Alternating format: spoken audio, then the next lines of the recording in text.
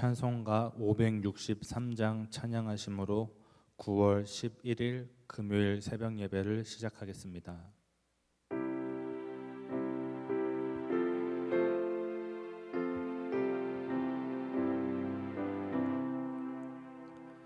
예수 사랑하심을 성경에서 배웠네. 우리들은 약하나 예수 권세 많도다.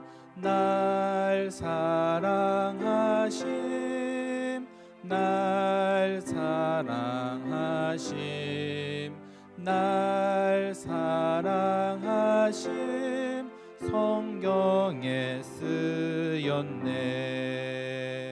나를 사랑하시고 나의 죄를 다 씻어 하늘 문을 여시고 들어가게 하시네. 날 사랑하심, 날 사랑하심, 날 사랑하심, 성경에 쓰였네. 내가 연약할수록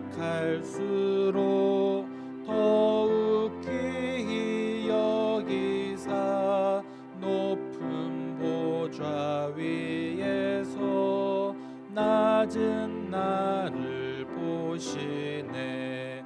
날 사랑하심, 날 사랑하심, 날 사랑하심, 성경에 쓰였네.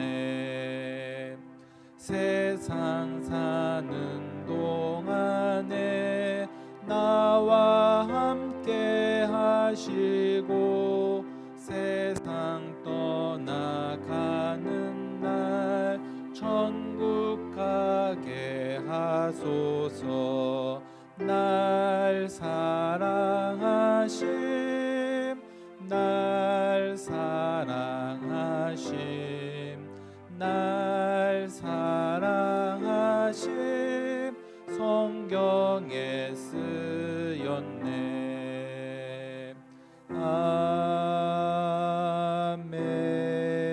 아멘.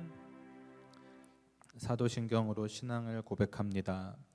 전능하사 천지를 만드신 하나님 아버지를 내가 믿사오며 그 외아들 우리 주 예수 그리스도를 믿사오니 이는 성령으로 잉태하사 동정녀 마리아에게 나시고 본디오 빌라도에게 고난을 받으사 십자가에 못 박혀 죽으시고 장사한 지 사흘 만에 죽은 자 가운데서 다시 살아나시며 하늘에 오르사 전능하신 하나님 우편에 앉아 계시다가 저리로서 산자와 죽은 자를 심판하러 오시리라. 성령을 믿사오며 거룩한 공회와 성도가 서로 교통하는 것과 죄를 사하여 주시는 것과 몸이 다시 사는 것과 영원히 사는 것을 믿사옵나이다. 아멘. 사랑과 은혜가 풍성하신 하나님, 오늘 하루도 주님과 함께 시작하기를 원하는 사랑하는 주의 자녀들이 이 시간 하나님께서 주시는 은혜를 풍성히 받게 하옵소서. 그 은혜로 오늘 하루를 감당하며 살아가게 하옵소서. 주님과 함께 일하고 주님과 함께 끝맺는 행복한 하루가 되게 하옵소서. 오늘도 주님 앞에 가지고 나온 개인의 문제, 가정의 문제들이 있습니다. 이 무거운 짐들을 다 주님 앞에 내려놓으니 주님, 우리의 기도에 응답해 주옵소서. 응답받고 해결되는 시간이 되게 하옵소서. 예수님의 이름으로 기도드렸습니다. 아멘. 오늘 함께 보실 하나님의 말씀은 예레미야 31장 1절부터 9절까지의 말씀입니다. 예레미야 31장 1절부터 9절까지의 말씀입니다. 여호와의 말씀이니라. 그때에 내가 이스라엘 모든 종족의 하나님이 되고 그들은 내 백성이 되리라. 여호와께서 이같이 말씀하시니라. 칼에서 벗어난 백성이 광야에서 은혜를 입었나니 곧 내가 이스라엘로 안식을 얻게 하러 갈 때에라. 옛적에 여호와께서 나에게 나타나사 내가 영원한 사랑으로 너를 사랑하기에 인자함으로 너를 이끌었다 하였노라.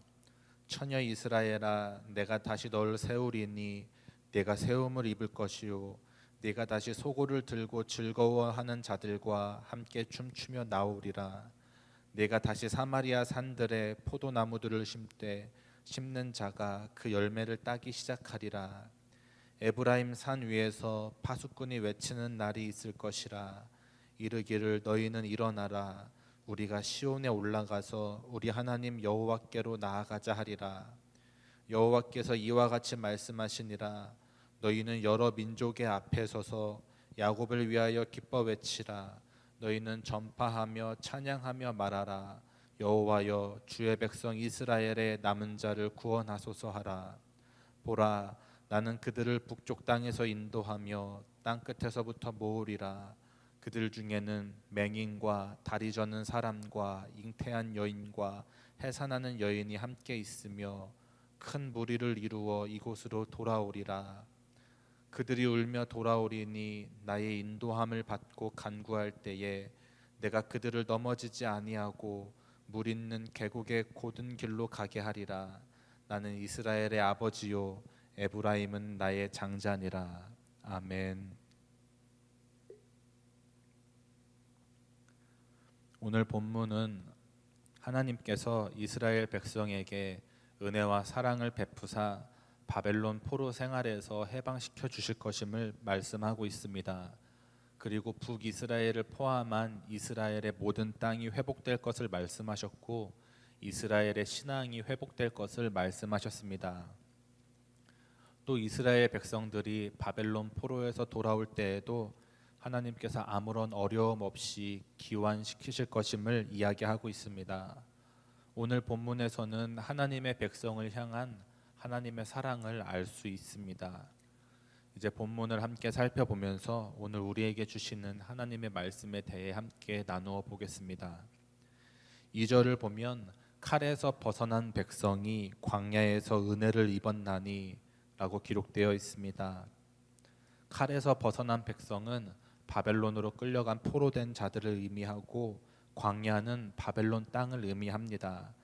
이렇게 칼에서 벗어난 백성이 광야에서 은혜를 입었다는 말은 하나님께서 바벨론에서 포로 생활을 하는 이스라엘 백성들을 회복시켜 주시고 그들로 안식을 누리게 하실 것이라는 것을 예언한 것입니다. 하나님께서는 하나님의 자녀들을 이방 땅에서 영원히 고통받도록 방치하시지 않습니다. 하나님께서 하나님의 자녀들을 고통 가운데 두시는 것은 그들을 연단하여 성숙한 신앙을 가진 하나님의 거룩한 백성으로 만들기 위함입니다.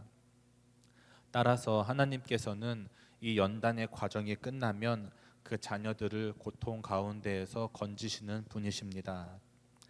이스라엘은 하나님의 선택을 받은 민족이었지만 죄로 인해 하나님의 징계를 받았습니다.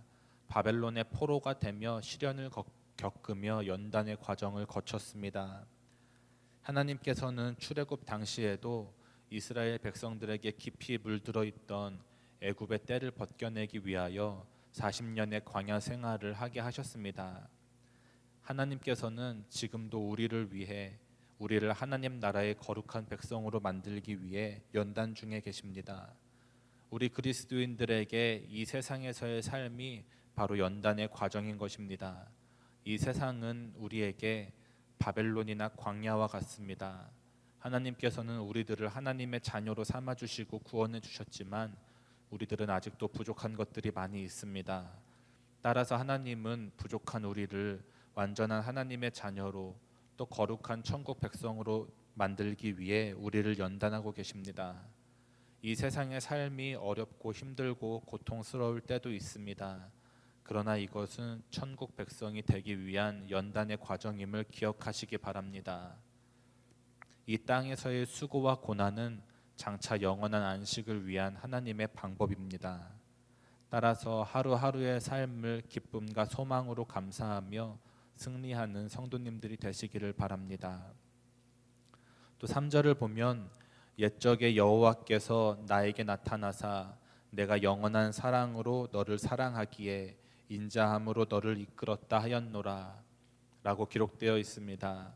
새 번역 성경으로 보면 옛적에라는 말을 먼 곳으로부터 라고 번역했습니다. 먼 곳은 바벨론을 의미합니다. 즉 하나님께서 바벨론에서부터 이스라엘까지 하나님의 자녀들을 인도하셨음을 의미하는 것입니다.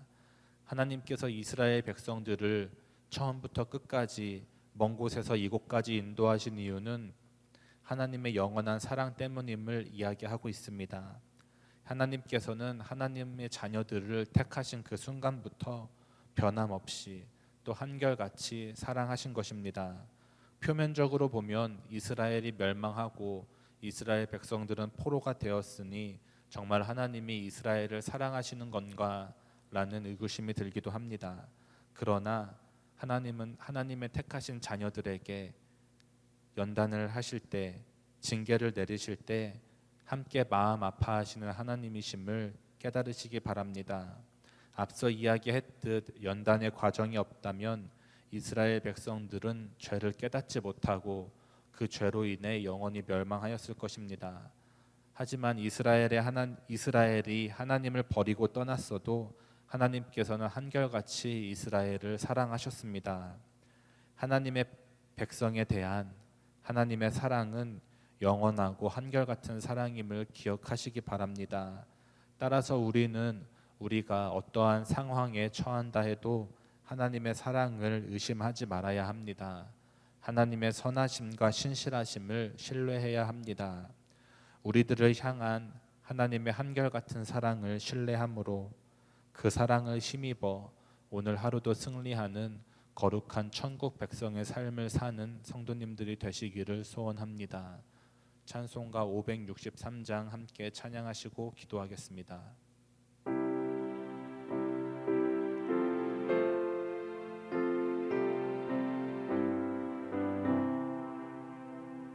예수 사랑하심을 성경에서 배웠네. 우리들은 약하나 예수 권세만 도다. 날 사랑하심, 날 사랑하심, 날 사랑하심, 성경에 쓰였네. 이 시간 주여 3번 간절히 부르짖고 함께 기도합니다. 주여, 주여, 주여.